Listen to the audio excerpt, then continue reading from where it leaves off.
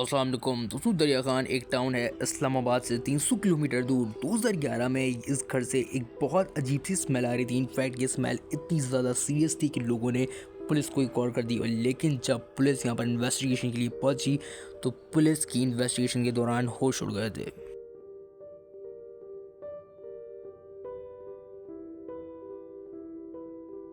पहले तो उन्हें इस घर में एक खोपड़ी मिली। ये किसी कुत्ते की खोपड़ी लग रही थी। दोस्तों ये एक वही रूम था जहाँ से एक अजीब सी स्मेल आ रही थी। पुलिस इस रूम में एंटर हुई लेकिन जो उन्होंने देखा वो काफ़ी अनएक्सपेक्टेड था।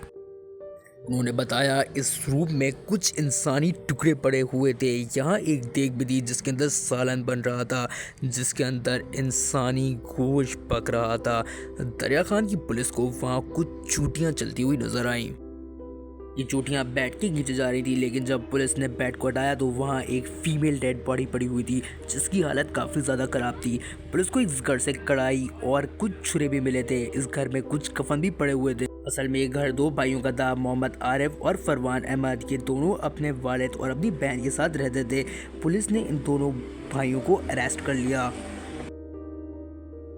तो देखते देखते ये वाकया पूरे पाकिस्तान में मशहूर होना शुरू हो गया, जहां दो भाई इंसानी गोश्त खाते हुए पकड़े गए थे।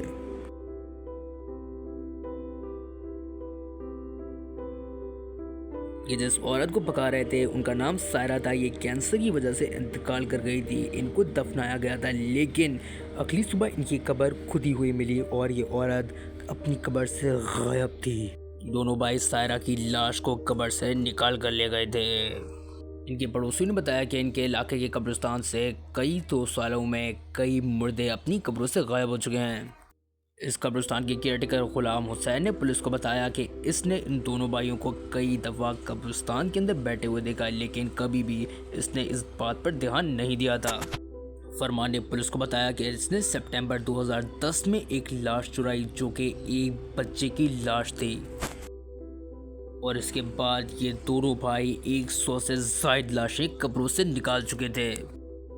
असल में ये दोनों भाई इन लाशों को फ्रिज के अंदर घर में स्टोर करते थे और फिर आहिस्ता आहिस्ता खाते थे।